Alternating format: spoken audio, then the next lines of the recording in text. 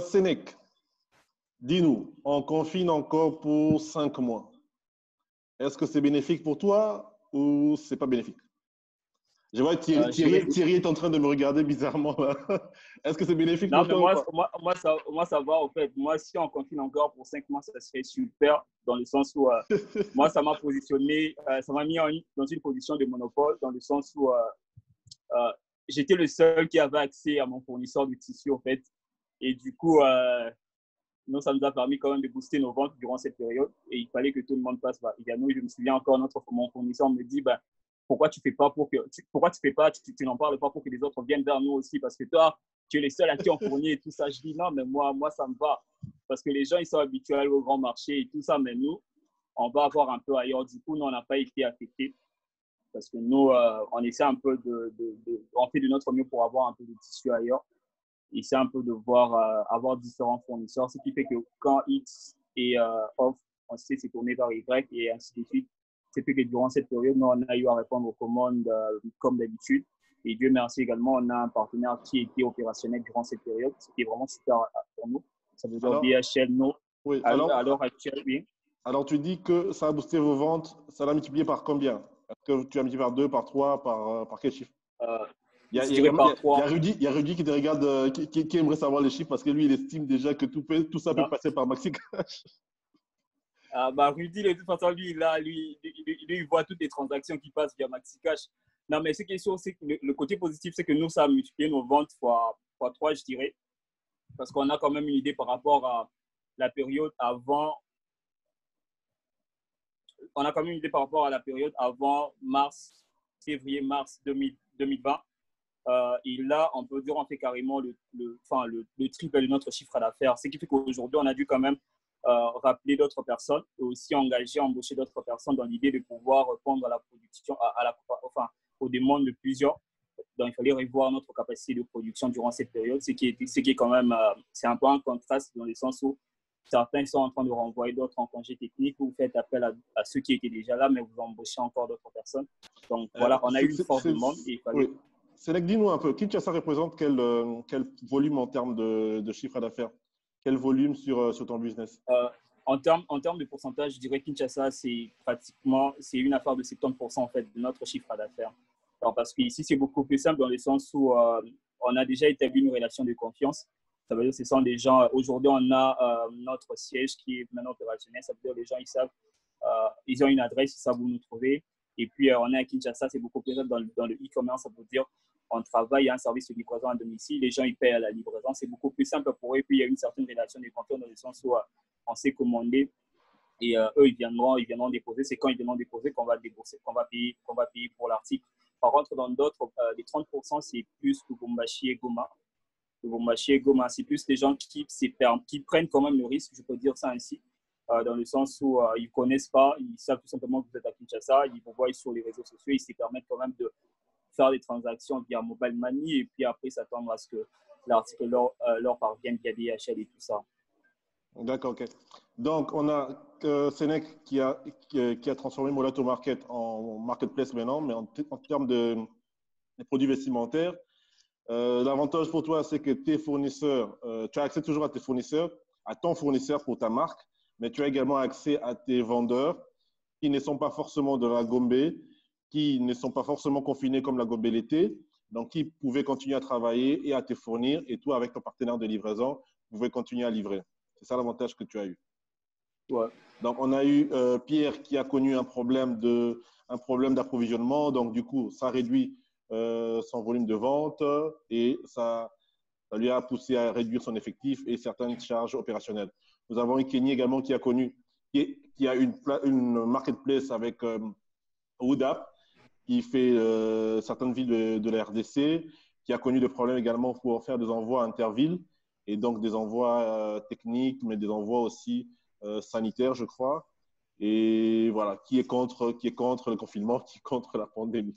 Nous avons Thierry qui a genre un TripAdvisor en termes de vente de billets et location sur Kinshasa, qui est fly243.com, qui est contre la période de pandémie, mais qui peut avoir le monopole juste après l'ouverture parce que beaucoup de gens vont fuir les agences pour pouvoir acheter leurs billets directement sur Flight 243, payable par carte bancaire ou bien par mobile money avec MaxiCash, par exemple. Et de cette façon, j'aimerais donner la parole à Rudy Mukwamou, qui peut se présenter et nous dire de quoi il s'agit.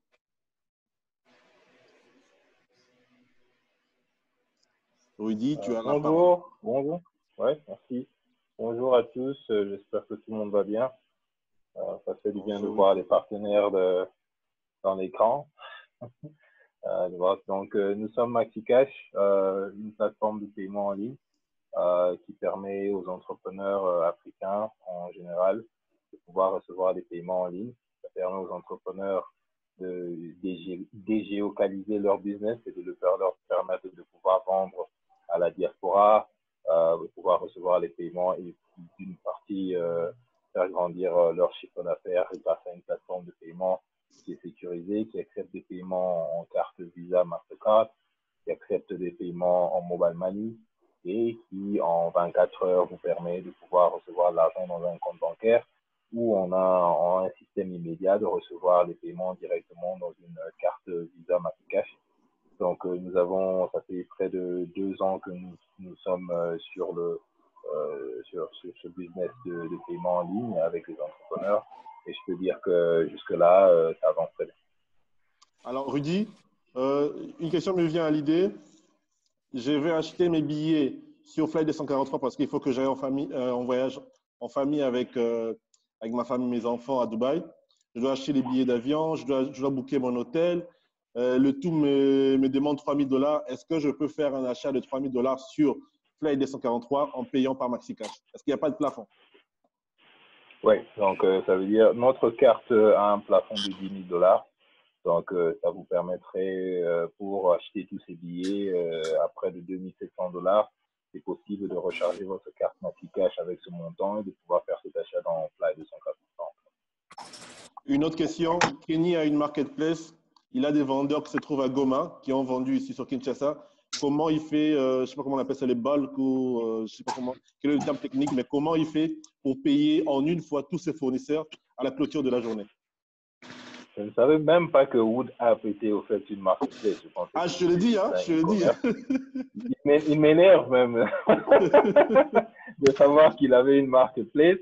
Parce que ce qu'on peut faire avec Kenny, on peut faire beaucoup de bonnes choses avec Kenny, c'est que on peut intégrer les deux plateformes qui permettraient à tous ces vendeurs de WoodApp d'avoir une carte MaxiCash où on pourrait même faciliter les paiements et de diviser les paiements en une fois. Donc, ça veut dire que quand un client va sur le site de WoodApp et fait le paiement de $100, WoodApp reçoit ses $20 et les $80 va directement dans la carte d'un vendeur de WoodApp, ce qui est très possible avec une intégration dans notre plateforme MaxiCash. Alors, Rudy, vous avez également vendu des cartes MaxiCash. Ce sont des cartes qu'on utilise souvent pour des achats en ligne. Est-ce que tu as une estimation, tu peux nous donner une idée de combien de gens possèdent cette carte MaxiCash ici au pays? Ok, au pays, on a à peu près, je crois, 1000 utilisateurs et puis le reste du monde, on a encore un autre 1000 utilisateurs. Donc à peu près 2000 utilisateurs de cartes MaxiCash en monde. Et quels sont les frais de retrait? Quels sont les frais d'envoi? Ouais, donc la carte MaxiCash vous permet de garder jusqu'à $10,000 dans la carte. Vous pouvez faire des transferts de carte à carte, c'est-à-dire de ma carte MaxiCash à la carte MaxiCash de Boni, par exemple, à $0,91 la transaction.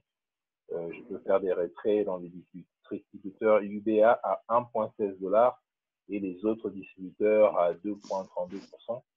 Je peux faire des achats avec des terminaux à 1,16 aussi, à $1,16 de transaction. Je peux l'utiliser à l'étranger. On a beaucoup de clients qui sont à l'étranger, qui reçoivent des paiements, par exemple, de Kinshasa, soit pour les affaires ou bien pour la famille. D'autres ont des activités à Kinshasa, d'autres beaucoup qui ont été confinés étant en Europe, par exemple. La carte les a beaucoup aidés parce que là, ils sont bloqués en Europe, ils n'ont pas les entrées et ils ne savent pas non plus aller dans les agences pour pouvoir faire des retirées de l'argent, c'était assez compliqué. Ça a permis à beaucoup de nos clientèles qui sont surtout à l'extérieur du pays de recevoir de l'argent de leur famille à Kinshasa. Alors, je crois que moi, j'ai épuisé mes questions. Donc, je rappelle que pour notre webinaire d'aujourd'hui, l'e-commerce en RDC, pendant la période de Covid, quelles sont les opportunités, quels sont les défis? Nous avons eu donc Thierry Toubajika, Kenny Eyana, Pierre Kabambi, il y a Mohamed Bonimaya, il y a Sénèque Lomanga, il y a Rudy Mukwamou, il y a Esbora Lubamba, il y a également Madame Kakes Alliance. Il faut savoir que ces webinaires sont sponsorisés par MaxiCash et par Ecomsas. Ecomsas qui est également une solution de paiement en ligne qui nous a accompagnés pendant ces webinaires. Alors, nous allons prendre… Est-ce que vous êtes prêts pour qu'on prenne les questions des spectateurs? Est-ce que vous êtes prêts pour qu'on prenne les questions des spectateurs? Thierry, Kenny, est-ce que vous êtes prêts? Oui, oui, il y en a beaucoup. Hein. Il y a une dizaine de gens. Oui, parce qu'ils nous attendaient avec des chiffres, avec… vous avez parlé des chiffres, vous avez parlé des opportunités, des défis, des difficultés. Maintenant, ils vont bombarder les questions. Donc, on va prendre la première question qui me vient. Je ne sais pas si vous la voyez. Bonjour, merci d'avoir accepté ma participation à cette conférence. Je suis content. J'ai une question, et celle de savoir quelles sont vos stratégies si jamais la Covid ne se termine pas. Bon, ça, on a déjà répondu. Mais parce que, comme M. Pierre Kabambi l'a dit, il venait de le dire, qu'il a des stratégies d'après Covid, et si jamais nous allons vivre avec ça. Pierre, si jamais nous allons vivre avec Covid, comment tu vas t'y prendre par rapport à tes fournisseurs? Bon, en fait, premièrement, j'aurais un problème pour satisfaire les clients, mais en même temps, ça m'amène à raisonner, à avoir un fonds. Donc, je crois que la question que je me pose maintenant, c'est comment je peux avoir assez d'argent pour que je puisse m'approvisionner. Et je crois que dès que j'ai la réponse à ça, parce que chaque jour ici, je me pose ces questions-là, et je crois que c'est là où maintenant je suis en train d'aller en fait. Parce que l'e-commerce, une des choses, hein, la publicité coûte et tout ce qui va avec. Donc, je crois que c'est comment, alors présentement, je crois que par rapport à cette question-là, je suis en train de raisonner comment je peux avoir un fonds, comment je peux faire ceci. Et je crois que c'est là où je suis maintenant en train de partir. Donc, si aujourd'hui, on est censé vivre avec la Covid, je crois que je dois avoir assez d'argent. Parce que sans ça, j'aurais du mal à satisfaire mes clients. Parce que tous attendre que le fournisseur puisse m'approvisionner, ça va vraiment être un handicap pour moi. Alors, je crois que c'est cet aspect-là de choses où je suis en train de m'édifier présentement. D'accord, ok. Alors, nous allons répondre à la deuxième Bonnie, question. je ne sais pas si tu m'as saisi. Hein? Je vois qu'il y a un problème de connexion. Je ne sais pas si tu as compris ma réponse. Oui, très bien, t'inquiète. Quelles sont les méthodes mises en place? Je crois que les autres aussi peuvent répondre à la même question hein, pour ne pas seulement se limiter à moi. Hein. Ah, mais la question a été adressée. Hein. Il y a Fabrice Kabambi qui pose la question. Quelles sont les méthodes mises en place pour la livraison dans d'autres provinces du pays? Oh bon, parce que j'ai vu, ils ont parlé des autres. Voilà. Ils ont parlé des autres. Hein. C'est comme ça. Fabrice Kabambi demande quelles sont les méthodes mises en place pour la livraison dans d'autres provinces du pays. Qui aimerait répondre? Kenny, Sénèque? Moi, je peux répondre. Hein. Enfin, il y a quelqu'un qui vous répond? Tu peux répondre sans faire forcément la pub de l'autre là. Non, mais malheureusement, moi, je ne sais pas répondre à la question sans faire la pub de l'autre. Ne fais pas la pub, mon cher. Je te facture après. Bon, voilà. Nous, avec notre partenaire, ce qu'on fait, c'est que, enfin, le côté positif, c'est qu'il est en mesure de répondre de livrer dans 220 destinations, ce qui nous facilite quand même la tâche. Donc, du coup, on livre non seulement… Pardon? Dans le pays, parce que la question… Oui, non, dans le pays. Oui. On dit quelles sont les méthodes… Oui, quelles sont les méthodes mises en place pour la livraison dans d'autres provinces du pays? C'est une question de Fabrice Kabambi. Dans les 220 destinations, il y a également certaines provinces de la RDC.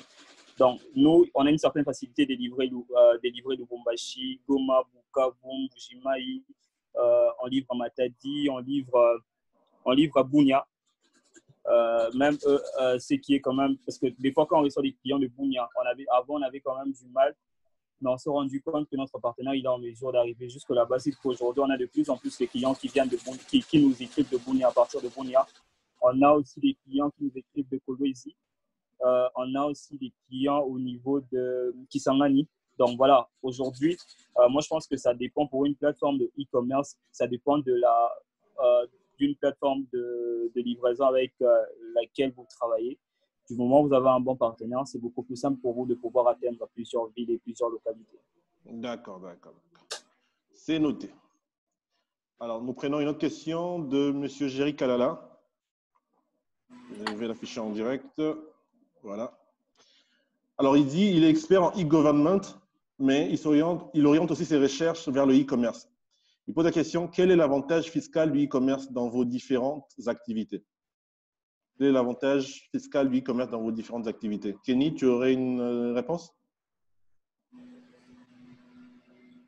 Je n'ai pas très bien compris la question. C'est quel avantage à votre e-commerce? Quel est l'avantage fiscal du e-commerce dans vos différentes activités? Je pense qu'il pense que faire du e-commerce, c'est échapper quand même à la fiscalité, ou bien on a d'autres avantages que les vendeurs physiques n'ont pas. Ah non, non, il n'y a pas d'avantage, il n'y a aucun avantage à faire du e-commerce. Donc, en tout cas, c'est du commerce, disons. Donc, nous sommes obligés de payer les impôts, de payer les taxes, comme tout commerçant, parce que déjà, moi, dans mes documents, je suis commerçant légal. Donc, il n'y a aucun avantage de passer par le e-commerce. C'est vrai qu'aujourd'hui, quand vous entrez sur Facebook, vous allez trouver plein de gens qui vendent des choses, qui sont au registre de crédit immobilier, qui n'ont aucun numéro d'impôt. Par contre, moi, j'ai mon numéro d'impôt et je paye mon impôt comme tout le monde et il n'y a aucun avantage. Et on paye les impôts par rapport à la loi. Donc, si vous faites tel chiffre, vous payez autant, tel chiffre, vous payez autant. Donc, il n'y a vraiment aucun avantage par rapport à ça. Mais par contre, il y avait un moment, je crois que c'était l'initiative d'un certain nombre de e-commerçants qui voulaient proposer, je crois, une loi sur les e-commerce. Et qui est vraiment quelque chose d'important. Il le faut, je pense, peut-être dans les jours à venir, proposer une loi sur les e-commerce parce que nous subissons parfois, comment je vais dire, une concurrence déloyale. Moi, je suis un e-commerçant légal. Très bien. Oui, ça va. C'est vrai que ta connexion rame un peu, mais ça va. Kenny, ta connexion rame, nous t'entendons très mal. Par contre, il y a d'autres e-commerçants. Oh là là là là. Mais par contre, moi, je vous reçois très bien. Bon, peut-être je vais revenir après. Oui, tu peux revenir après. Nous passons à la deuxième question de toujours M. Jerry Kakala. Quelles sont vos stratégies pour construire un lien de confiance entre vous et vos clients? Cette question, je pouvais la poser à Esbora, qui n'est pas là. Donc, je veux la rediriger à Thierry Toubachika. Quelles sont vos stratégies pour construire un lien de confiance entre vous et vos clients, Thierry? OK. Bon, nous, notre stratégie, il y a toujours, comme je dis, la méfiance dans tout ce qui est virtuel. Les gens n'ont pas toujours confiance. Et surtout qu'on paye des billets d'avion qui coûtent très cher? Exactement. Donc, à Kin, souvent, ils veulent toujours s'assurer. Vous avez un bureau, ça se trouve où exactement? Il faut leur donner l'adresse. Des fois, peut-être qu'ils veulent passer voir si les bureaux existent réellement, s'il y a des gens qui travaillent dans les bureaux. Donc, tout cela compte. Je pense que même si nous faisons du e-commerce, il faut toujours quand même avoir une présence physique pour rassurer le client. Hein. Ce n'est pas comme ici où nous sommes habitués à faire des transactions en ligne, même sans jamais même voir la plateforme ou les personnes avec lesquelles nous faisons les transactions. Mais au Congo, surtout, les gens n'ont pas encore cette confiance-là. Donc, en ayant déjà quand même un siège social local, ça aide quand même à réduire un peu la méfiance. Et une fois qu'on sait que vous existez, vous avez des locaux, ça facilite maintenant de faire les autres transactions plus tard. Oui. Thierry, est-ce que en dehors d'avoir les bureaux, est-ce que participer également à des conférences ou à des expositions, à des séminaires, avoir un stand, est-ce que ça vous permet également de créer cette confiance, ce lien de confiance? Bien sûr. Surtout comment je veux dire, la publicité, de participer à des événements, se faire connaître, cela ajoute aussi à la confiance parce que quand les gens voient votre logo, comme dernièrement nous avions fait une publicité sur nos services de location de véhicules, et de là, beaucoup de gens ont découvert cela, ils ont commencé à appeler pour réserver nos voitures et ils les font en toute confiance. Des fois même, quand, le, quand, le, quand la course est un peu loin, on demande déjà qu'ils prépayent pour qu'on ne puisse pas envoyer le chauffeur les chercher et puis peut-être la personne n'est pas à la maison et ils n'ont pas un problème d'envoyer leur paiement à l'avance, même avant que même la course puisse débuter. Donc, ça aide quand même de cette visibilité-là. Alors, moi, je vais rajouter pour ça, parce que moi aussi, je suis e-commerçant. Hein. Donc, je Mm. vais rajouter qu'il y a aussi l'aspect de l'image de marque qu'on dégage. Donc, comment le site il est fait. Donc, vous avez tous vu le site de Thierry, il est top. Le site de Kenny, il a été même redesigné récemment, là. Ça, je le sais. Vous avez vu le site de Séné qui est top. Donc, il y a aussi l'aspect image de marque qu'on dégage avec le site qu'on a, avec le logo qu'on a, avec est-ce qu'on a un certificat de sécurité, est-ce qu'on travaille avec des entreprises sérieuses. Tout ça, ça permet assez qu'on puisse créer une image de marque, mais aussi les logos des différents partenaires, hein, parce que vous verrez sur nos différents sites, nous mentionnons toujours les logos des partenaires. Moi, je mentionne les logos de tous mes fournisseurs ou toutes les personnes pour qui je vends des produits sur mon site. Sénèque, la même chose. Kenny, la même chose. Thierry, la même chose. Donc, ça permet de créer ces liens de confiance. Alors, nous allons passer à une autre question. La question est destinée à Sénèque. La question de monsieur Christian Galula Kananga. Il pose la question, comment vous vous assurez du paiement de la commande à la livraison, sachant qu'il y a des clients moins sérieux? Bon, et tout, déjà, tout en sachant que Rudy déteste le paiement à la commande. Ouais, je sais. Bon, déjà, à Kinshasa, on n'a pas trop de choix parce que, comme on a dit, on est beaucoup plus allé dans l'idée d'établir une certaine confiance avec nos différents clients. Ça veut dire, dans un premier temps, on va sur le paiement à la livraison parce qu'il y a des gens qui ne vous connaissent pas, ils vous ont vu sur Facebook, ils ont passé leur commande. Et puis, voilà, nous, dans un premier temps, l'idée, c'est d'établir cette confiance. On travaille sur la marchandise et puis on va livrer. Et c'est maintenant par rapport aux prochaines commandes que c'est beaucoup plus simple de rediriger quelqu'un qui a déjà eu à commander chez vous via Mobile Money parce que c'est quelqu'un qui vous connaît déjà, il sait déjà à quoi s'attendre en termes de qualité.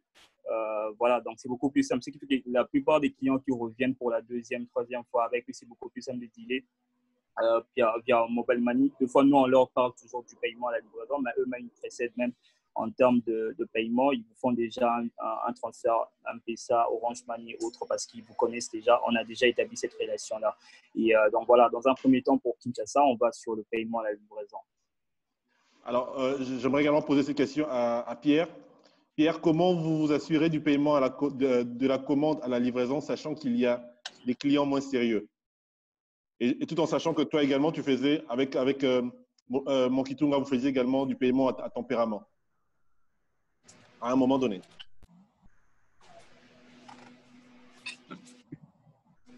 Tu peux un peu répéter la question, hein, parce que ma connexion a un peu bégayé là. Oui, je disais, comment s'assurer du paiement de la commande à la livraison, sachant qu'il y a des clients moins sérieux? Bon, en fait, premièrement, on prend les risques. Ça nous est déjà arrivé, un client commande tout ça, et puis on arrive sur place comme ça, il dit, moi, je n'avais pas commandé. En tout cas, ça arrive, hein, ça arrive, on a déjà connu de cas comme ça. Mais je crois que prendre les risques, c'est ça, hein, parce que ça fait partie de l'e-commerce et tout. Mais on s'assure qu'avant de livrer au client, qu'il est quand même fiable pour nous payer par après. Donc, ça, c'est l'une des choses. En tout cas, on l'a déjà fait avec plusieurs personnes. Mais pour ce qui concerne le paiement en tempérament, en tout cas, on a connu beaucoup de difficultés de ce côté-là. On a eu quelqu'un j'ai même des clients jusqu'aujourd'hui, ça fait 2 ans, il nous a déjà versé une partie de son argent. On l'appelle, le numéro ne passe pas, on ne sait pas comment les retrouver, l'adresse qu'il avait donnée, c'est compliqué. Donc, je me pose la question, on doit bouffer son argent ou soit on doit garder pour lui? Donc, ça, c'est un peu compliqué. Mais ce qui est important, on prend seulement les risques. Hein. En tout cas, on prend les risques et quand le client n'est pas fiable, on dépense seulement le coût du transport. On fait cette perte-là, mais on s'est dit, bon, avec le temps, on trouvera d'autres solutions. Donc, c'est un peu ça pour le moment. Tout en sachant qu'en Afrique, en général, on a 80% des commandes qui exigent quand même un paiement à la livraison. Pourquoi? Parce que ce sont de nouvelles méthodes de consommation de e-commerce. Les gens découvrent l'e-commerce et donc ils veulent palper les produits avant de dépenser. Ça, c'est typiquement africain. Oui, donc, ça aussi, en tout cas. Et surtout certains produits qui dépassent le $50. Je crois que Kenny aussi a déjà fait une expérience par rapport à ça. Les produits qui dépassent $50 pour pouvoir les vendre aux clients qui arrivent pour la première fois, c'est toujours difficile. Donc, il aimerait palper avant de dépenser de l'argent. Voilà, nous avons répondu à M. Christian Galula. Nous prenons la question il est anonyme. Hein. Pourquoi la carte MaxiCash ne passe pas avec PayPal? Ça, c'est la question destinée à Rudy Mukwam. Pourquoi la carte MaxiCash ne passe pas avec PayPal? J'avais dit qu'il y aura des questions bizarres aujourd'hui. Là, je peux confirmer que la carte MaxiCash passe avec PayPal parce que c'est ça que j'utilise pour pouvoir payer mon Uber Eats. C'est connecté à mon PayPal et ma carte MaxiCash est connectée à mon compte PayPal. Mais je peux déjà anticiper les prochaines questions parce que je crois que j'ai vu quelqu'un poser la question, par exemple, qu'il sait utiliser sa carte MaxiCash pour acheter sur Swish, mais il ne sait pas l'utiliser pour pouvoir payer, par exemple, chez Amazon. Je peux confirmer que, par exemple, que ça ne passe pas sur Google parce que Google n'accepte plus les paiements avec les cartes prépayées. Ils ont préféré d'aller sur cet angle-là, de ne plus accepter les cartes prépayées. Et très souvent, ce n'est pas vraiment le problème de la carte. La carte permet les paiements, mais par exemple, chaque magasin peut avoir un fournisseur de paiement différent. Donc, un fournisseur de paiement qui peut, par exemple, faciliter certains paiements de carte Visa ou ne pas faciliter certains autres paiements. Donc, PayPal, je peux confirmer que PayPal passe. Moi, je repose la question. Est-ce que, avec mon PayPal, je sais recevoir de l'argent sur mon compte, sur ma carte MaxiCash? Non, parce que PayPal ne fait pas de paiement de transfert vers les cartes prépayées. Ils peuvent le faire que sur des cartes qui sont liées à un compte bancaire. D'accord. On passe à une autre question, la question de M. José Zefoukimpalou. Quelle est la part de la diaspora dans vos business respectifs? Ouf! Quelle est la part de la diaspora dans vos business respectifs? Esbora, ça te tente? Commence. Qui commence? Fennec. Oui, parce que Fennec, tu vends aussi dans la diaspora. Fennec, Esbora, vous vendez aussi à l'extérieur du pays. Oui, bon, moi je dirais, comme j'avais dit, Kinshasa c'est 70%, 30% c'est plus des provinces et puis je dirais la diaspora occupe quand même le 15%, enfin les 15 autres ce sont les provinces, mais la diaspora c'est beaucoup plus simple parce que non seulement ils sont mieux initiés en termes d'e-commerce, ça veut dire qu'ils ont la possibilité de payer en ligne, ils savent déjà comment ça se passe en termes de confiance, ils savent déjà comment ça marche. Et la plupart des articles que nous proposons leur intéressent beaucoup plus au fait parce qu'ils n'ont pas, c'est pas sur toutes les plateformes qu'ils savent en trouver. Donc aujourd'hui avec Molato Market, on a quand même un bon nombre de clients au niveau de la diaspora et puis ça constitue quand même une part assez importante dans notre chiffre d'affaires comme je dis. Et durant cette période, nous on a travaillé beaucoup plus avec notre partenaire dans l'idée où on a non seulement vendu des masques sur le plan local, mais on a vendu aussi au niveau de la diaspora. Et vous avez vendu également sur Amazon? Les masques, pardon? Vous avez vendu également les masques sur Amazon? Parce que ça se vend cher sur Amazon. Non, nous, on a Molato Market. Pourquoi est-ce qu'on irait sur Amazon? Donc, voilà. Donc, on a vendu les masques sur Molato Market. On a vendu les articles, d'autres articles que nous présentons à l'heure actuelle par rapport à notre nouvelle collection. Et c'est plus de gens qui sont de plus en plus... qui devient de plus en plus connecté sur la plateforme. Et ce qui est aussi intéressant, c'est que ce n'est pas seulement la diaspora qui commande, ce sont même les Congolais basés en RDC qui commandent pour leur communauté, leur famille au niveau de la diaspora congolaise, ce qui est aussi intéressant. Donc voilà, oui, parce qu'on sait tous que quand on voyage, on va voir un ami ou un frère en Europe, il nous demande toujours les habits en Maputa et tout ça. Ouais, et du coup, c'est maintenant parmi les articles, les gens, ils aiment bien beaucoup plus ramener en fait quand ils voyagent et tout ça. Donc, du coup, moi, je dirais s'il faut dire que j'ai été impacté par le corona ou bien la COVID-19, c'est beaucoup plus sur cet aspect-là en fait. Parce que généralement, nous, on reçoit des commandes quand il s'agit des voyages. Enfin, plus de commandes pour ceux-là qui voyagent en tout cas, ils veulent ramener un petit truc pour offrir en termes de tenues, jaquettes et autres, tout ça. Sur cet aspect-là, peut-être que nous, on a eu, on peut dire qu'on a été impacté, mais sur le plan local, je pense que notre business évolue de manière assez normale. Alors, moi également, je peux tenter de répondre à cette question parce que nous avons, moi, je suis fondateur de eMart, eMart.cd, qui fait de la vente des courses alimentaires. Et en 2019, nous avons eu 47% de notre chiffre d'affaires qui provenait de commandes issues de la diaspora. Donc, la diaspora, au lieu d'envoyer de l'argent sur Kinshasa, ils envoient plutôt des paniers déjà préconçus par eux-mêmes avec des produits à l'intérieur et ils payent via les cartes bancaires. Et donc, ça représente quand même un chiffre important pour notre business aussi. Et surtout, ces volumes-là grossissent très souvent quand il y a les fêtes de fin d'année, donc au mois de décembre, mais aussi quand il y a quand on est en période de risque, comme des périodes de risque politiques ou bien les périodes de risque, cette période de risque pandémique que nous avons connue. Donc, c'est quand même une part importante pour nos commandes. Je peux aussi tenter de répondre à cette question. Oui, je vais juste répondre à cette question rapidement et je vais partager quand même mon écran. Oui, si c'est possible. Je crois que tu peux. Non, je suis pas. Bon, anyways, j'allais montrer juste les statistiques pour nous parce qu'il y a la France, les États-Unis, la Belgique et l'Afrique du Sud où il y a quand même un volume assez important de commandes à l'extérieur. Et ce qu'on a remarqué, c'est qu'il y a des gens à l'extérieur du pays qui passent des commandes, payent et mettent l'adresse de livraison de leur famille, leurs frères, leurs sœurs, ici à Kinshasa ou bien à l'intérieur du pays. Et nous, on livre uniquement. Et il y a aussi un sens inverse qui n'est pas diaspora, mais dans le sens où pour les cadeaux d'anniversaire, mais également pour des manifestations où quelqu'un qui est à Kinshasa passe une commande pour aller livrer à quelqu'un d'autre. Ok, c'est top ça. La prochaine question de Joseph Kabemba. Comment accéder à l'API MaxiCash et quel est le coût pour ça? Il faut noter que ce n'est pas un webinaire MaxiCash, mais bon. Comment accéder à l'API MaxiCash et quel est le coût? Ok, donc pour accéder à l'API MaxiCash, on donne l'API MaxiCash à 2 niveaux. Donc, on donne l'API MaxiCash en compte test.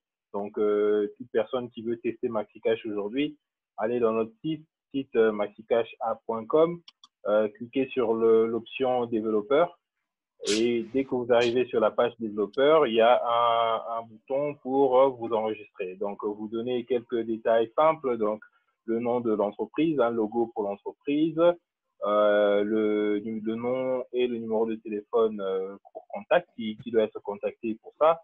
Et immédiatement, quand vous le faites, vous êtes validé et vous recevez directement un compte test MaxiCash pour commencer à tester votre intégration. Donc, en même temps, pendant que vous commencez votre intégration MaxiCash, vous aurez notre service client qui vous contactera pour avoir une meilleure idée sur votre entreprise et avoir une meilleure idée sur vos activités. Parce que malheureusement, il y a des activités qui ne sont pas acceptées. Il y a des activités que… Quelles activités? Des activités comme vendre des vidéos pornographiques ou de par exemple, faire des calls, des filles, des sites de comment tu appelles ça, qui mettent en contact les hommes et les femmes et tout ça, là, c'est pas accepté. Donc, ce genre donc on veut savoir quelle activité vous faites. Et en fonction de ça, normalement, même, je pense que les médicaments ne sont pas autorisés. Donc, on ne peut pas normalement pas vendre de médicaments en ligne. Et parce que très souvent, les gens peuvent acheter de la drogue en ligne et quelqu'un tombe malade, ça devient notre problème. Alors, ce genre d'activités ne sont pas autorisées. Donc, mais on vous permet de pouvoir tester la plateforme pour voir si ça va fonctionner pour vous. On vous donne en même temps un plugin pour PrestaShop et un plugin pour WooCommerce. Donc, pour quelqu'un qui fait un site sur WooCommerce avec WordPress, il peut directement avoir le plugin, le mettre sur son site et commencer à tester si MaxiCash fonctionne pour lui immédiatement. C'est comme ça que vous pouvez directement avoir l'accès à l'API. En termes de coût, une fois que vous êtes prêt à pouvoir aller en live, vous payez une somme de $20 pour activation du compte. Okay? Et c'est tout ce que vous payez pour avoir l'intégration MaxiCash en mode live. Et après ça, ce sont les frais de transaction. Donc, les frais de transaction, dépendant de votre contrat, dépendant de votre volume de transaction, votre contrat est customisé en fonction de votre volume. Donc, en fonction de si vous avez un volume bas, par exemple, vous tournez autour de 4,5%. Pour un volume un peu plus élevé, ça tourne autour de 3 à 3,5% de transaction. qui paye les transactions? Est-ce que c'est qui paye le coût de la transaction? Est-ce que c'est le client qui achète ou bien est-ce que c'est le vendeur?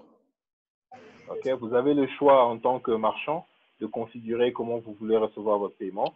Donc, on a, je crois, 70% de nos marchands préfèrent que leurs clients puissent payer pour les frais. Donc, une fois arrivé sur la passerelle Maxicash, s'ils vendaient pour $100 et que le frais était de $3, ça va lui montrer au client de payer 100 et $3. Et alors, on a quelques clients qui préfèrent prendre les frais parce qu'ils ne préfèrent pas que leurs clients puissent avoir une expérience d'avoir un autre frais à payer en plus de frais déjà de la marchandise à payer. Alors, certains marchands prennent les frais, donc le client va payer les $100, mais le marchand va recevoir $93. Alors, Rudy, tu as une autre question qui vient juste après, la question de Gracia Moakana. Étant en Europe, ai-je la possibilité de commander une carte Maxicash où je peux uniquement lier mon compte à ma carte actuelle? Ok, vous pouvez commander votre carte Maxicash. Donc, vous commandez votre carte Maxicash presque de partout dans le monde parce qu'on fait la livraison internationale avec DHL. Là où DHL est, on peut livrer. Donc, vous pouvez commander votre carte soit sur l'application Maxicash, vous commandez, ou sur notre chatbot, sur notre Messenger chatbot, vous pouvez commander et on vous envoie une facture pour pouvoir faire le paiement et on vous envoie votre carte où vous voulez. Top. Alors, nous prenons une autre question. La question de M. Christian Amundala. Bonjour, je suis Christian Amundala. Je vous ai suivi jusqu'à la fin. Alors, pour nous qui sommes encore novices dans le domaine du e-commerce, quelles orientations pouvez-vous nous donner?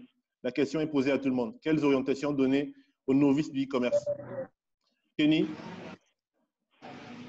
toi qui deviens vieux du e-commerce, quel conseil tu peux donner aux novices du e-commerce?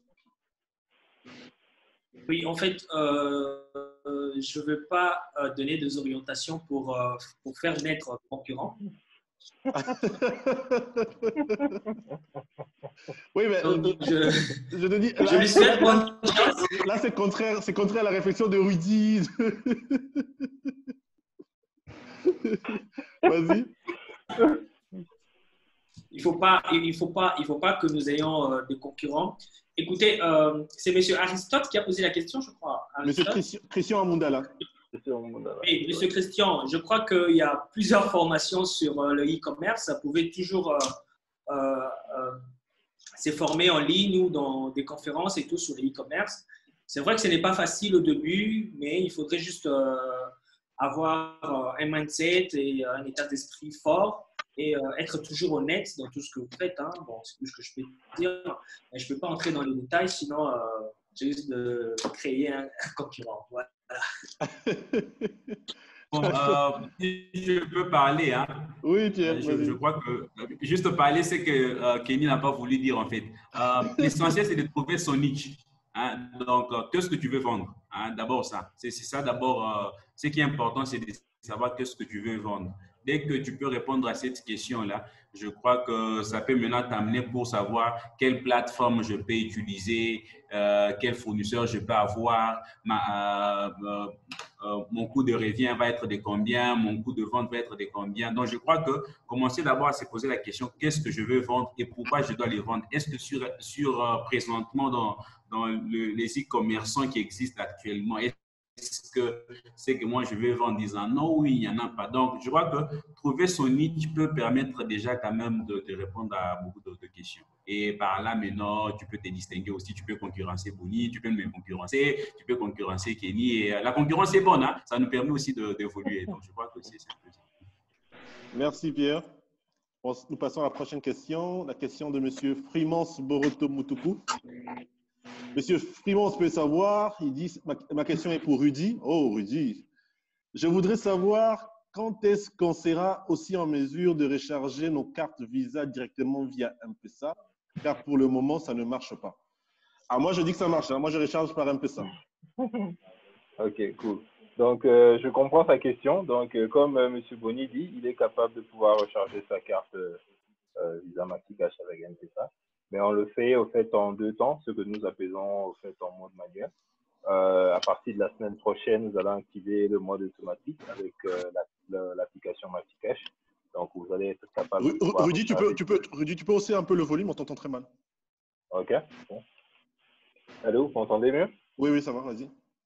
OK, ça va. Donc, oui, on peut recharger la carte Visa MaxiCash en mode manuel. Donc, vous faites un paiement. Nous avons un compte M-Pesa dans lequel vous pouvez un compte marchand M-Pesa dans lequel vous envoyez votre argent.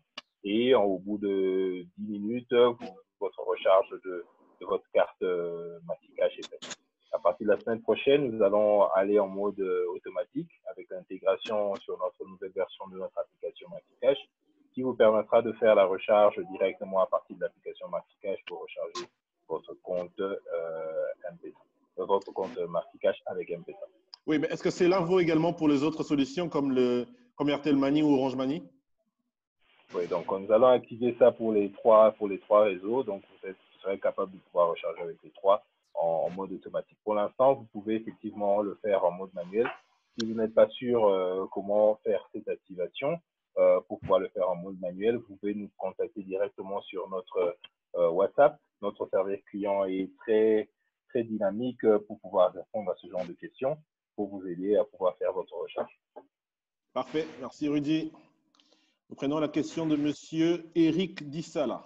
Bonjour, je m'appelle Eric Nguindou. Merci d'avoir accepté mon invitation. Ma question s'adresse à Rudy. Pourriez-vous nous dire comment est réparti géographiquement votre chiffre d'affaires en termes de pourcentage pendant la période de Covid? Wow. OK.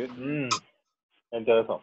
Je n'ai pas les chiffres en tête, mais je peux directement dire que je crois que 60 ou 70% de notre chiffre d'affaires vient de l'Europe et des États-Unis, parce que nous sommes, je peux dire, l'une des rares plateformes africaines qui a pu vraiment aller de l'autre côté du continent, être acceptée comme une solution de paiement par différents autres prestataires ou différents marchands qui acceptent la plateforme de recevoir les paiements de la plateforme MaxiCash.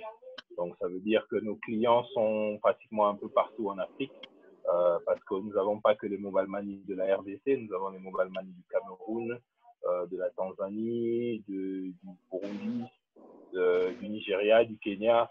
Donc, on a beaucoup d'autres mobile money comme option de paiement, qui fait que notre chiffre d'affaires n'est pas limité qu'à la RDC, quoique la RDC doit avoir, je pense, 30% de notre chiffre d'affaires. Parfait.